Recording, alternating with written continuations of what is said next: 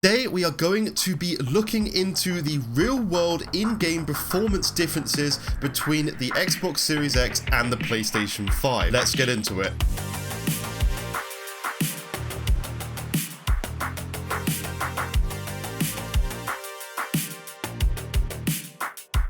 Hi guys, and welcome back to yet another video with myself, Major Ben, and I hope you guys are having a fantastic day. Just to give you guys a personal update, I should have moved house at this point, so that's really exciting for me, and when my new room is fully set up, I will do a tour and show you guys my gaming setup and stuff like that, because I think it'd be quite cool for you to see it, and hopefully it looks really good. So yeah, let me know it down below in the comments if you would like to see this. But anyway, today we are looking into the performance differences between Xbox Series X and PlayStation 5. We will be using Digital Foundry as our main source of the comparisons, as they do the best comparisons on YouTube. But what I'm going to do is I'm going to break this down through various different games between these two systems and help you guys as an average consumer compare the differences between these two systems and whether the graphic difference in game is actually worth choosing one platform over another. So we're going to start off with the title Hitman 3. So this game does look absolutely fantastic across the board and it's just a phenomenal looking next gen game. So this is obviously an FPS shooter game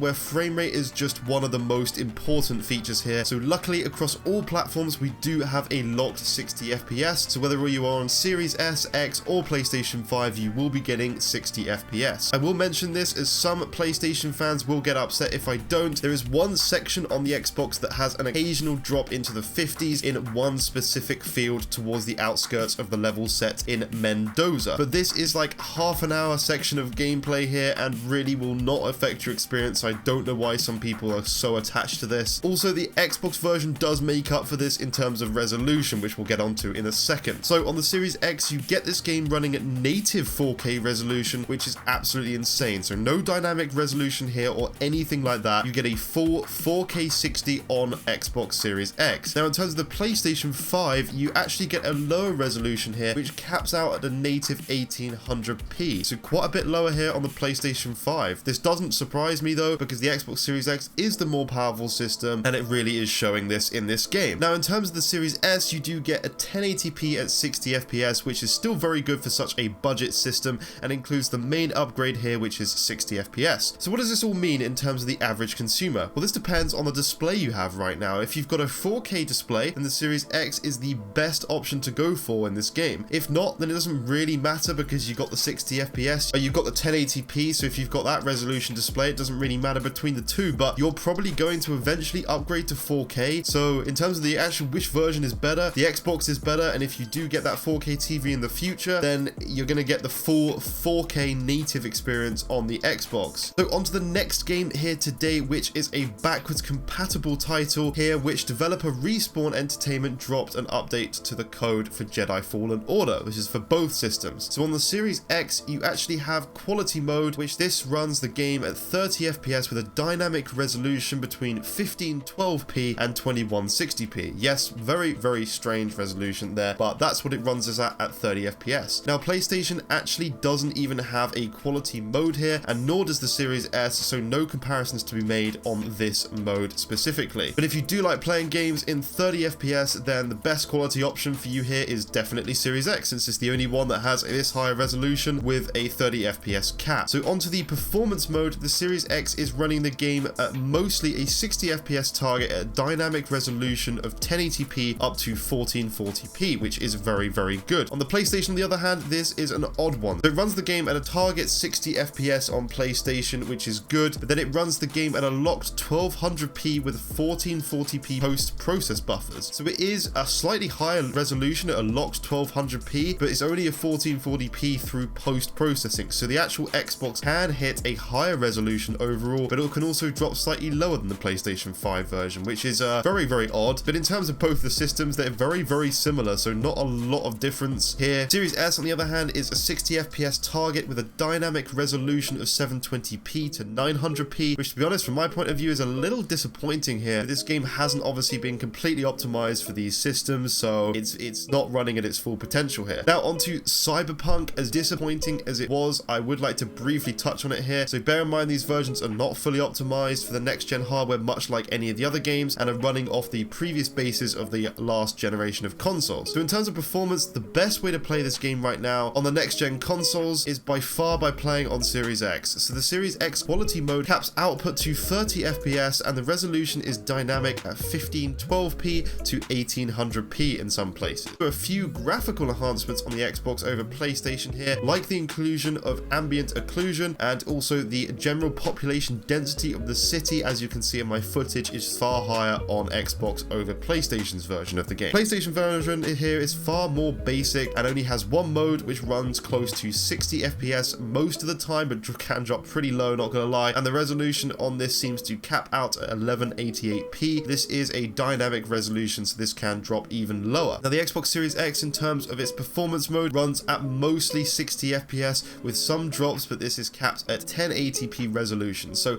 lower in this case here on resolution than the PlayStation 5, but then the PlayStation 5 can actually drop even lower than the Series X in some cases. So very much like Star Wars, you have even the best resolution with the best graphical settings on the graphics mode, and then a overall higher on average resolution in the 60 FPS mode on the Xbox as well, but then the PlayStation can go higher. So it's odd, but that's how it works. This could be due to something like the densely populated city and the graphical enhancements on Xbox, but I don't know. It's very strange here, but the best version is definitely for Series X on this, as you get a more full experience and a more closer to PC experience on the Xbox. Just to mention Series S as well, it is capped at 30 FPS, but can actually go higher in terms of resolution than the PlayStation 5, so it runs from below a 1080p resolution, but can go up to a 1296p here as well. So not bad for this tiny little machine here, actually outperforming PlayStation in some instances here, with on top of this, the Series S does have the additional population as well. So going on to the next game here today, we have a look into Control. Now this is a bit of a weird one, but Digital Foundry had to actually use the photo mode here to uncap frame rates on both the Series X and PlayStation 5. Now before some of you guys start commenting down below, it doesn't matter, it's just photo mode. Yes, it does matter. This shows the capabilities of the consoles and the frame rates these can produce. We can use this as kind of a benchmark for these machines. So in terms of this, we have the PlayStation 5 version that runs at a 1440p resolution with no dynamic resolution scaling,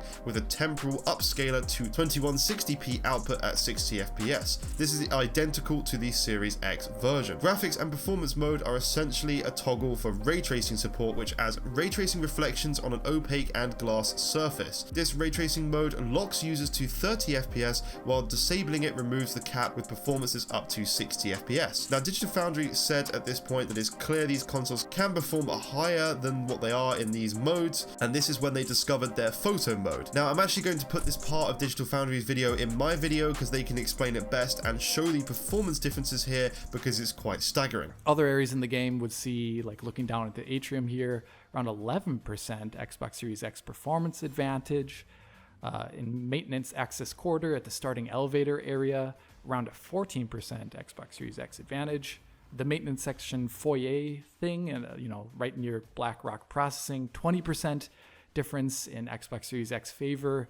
And then there's even outliers there, like 36% or so when looking into BlackRock processing. So over these 21 valid samples that I collected, and I could have obviously done more, but there's only so much time I want to invest into this. If someone wanted to, they could.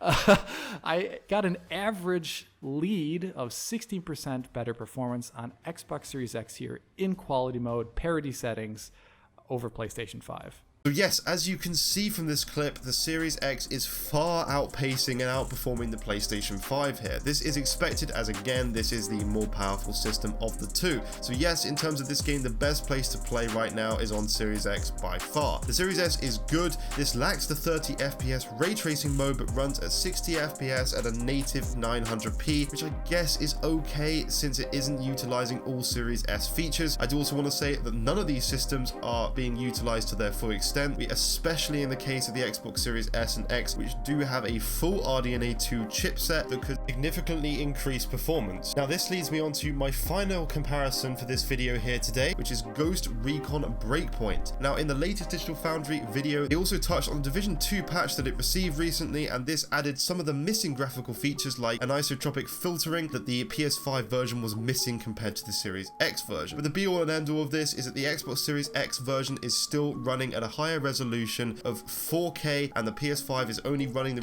resolution of 1440p. So large points to Xbox on this one. This is a far higher resolution on Xbox over PlayStation here. There is very few occasions where the Xbox loses a few frames, which drops it down to the high 50s, but this is due to a glitch in a certain part of the game, usually when you level up. So this really doesn't affect your gameplay, so yeah. So yes, the Series X is still the best place to play on in this game. But onto Ghost Recon Breakpoint, this is a very similar story here. So we have two modes here for PlayStation 5 and Series X. PlayStation 5, its graphical mode is at 30 FPS at 1440p resolution. Then on the Xbox Series X, you have its graphical mode at 30 FPS cap as well with a 4K resolution. So this again is a big performance gap for Series X here, and it's just another game that performs better on Series X. In terms of the Series S, this only has one mode and is a 1440p mode at 30 FPS, which actually matches the PS5 mode here. So something is definitely wrong with this PlayStation version right now. Not sure what's going on with that. Then onto the performance mode for both the Series X and PlayStation 5. We have a max resolution of 1080p 60 FPS on the PlayStation 5, which can drop lower than 1080p. And on the Series X, we get a dynamic 1440p resolution at 60 FPS that can drop as low as 1296p, which again here is far higher on the Series X over the PlayStation. So again, I have to recommend the Xbox Series X version again for this game over PlayStation 5. So to round this video off, guys, in terms of performance, in most cases the Xbox is outperforming the PS5 now. In the first month on launch, I will note it was a little bit of a different story, but most of this stuff did get patched for Xbox, and it was performing then the same as the PlayStation 5 or even better in some cases as well. But now, as you can see, we are getting far better performance on these optimized titles for both next-gen consoles on Series X, and also some back-compat titles as well. And this doesn't include any game utilizing the boosted FPS mode that the Xbox has, like for example Super Lucky's Tale that boosts both the Xbox Series X and S versions all the way up to 120 FPS, which the PS5 couldn't even come close to touching at this point because they don't have this feature set. So from my opinion right now, if I had to recommend a console based on multi-platform games, this would be the Series X by far. This Series X is outperforming PlayStation 5 and will continue to do that throughout this console generation. Now, I know a lot of people will obviously get a PlayStation due to a lot of the exclusives on there, which I fully understand as they are incredible. I have both systems. I play all multi-plats on my Xbox Series X and obviously the Xbox exclusives there, but I play any obviously PlayStation exclusives on the PlayStation. So this is my way of playing. But yeah, let me know what you guys play on, and yeah, I'm just suggesting in terms of these games and the multi-plat titles, the Xbox is the best place to play these. On top of this, Xbox has increased their studios drastically and their studio amounts drastically, so this is going to be really interesting to see what kind of exclusives we do get to Xbox. Anyway, thank you so much for watching my video. I really hope you have enjoyed it. Please do consider leaving a like and subscribing to keep up with my latest videos. I do post every single Friday and Monday at 6 PM UK time, so be sure to keep an eye out. Thank you so much, guys, and enjoy the rest of your day, and goodbye for now.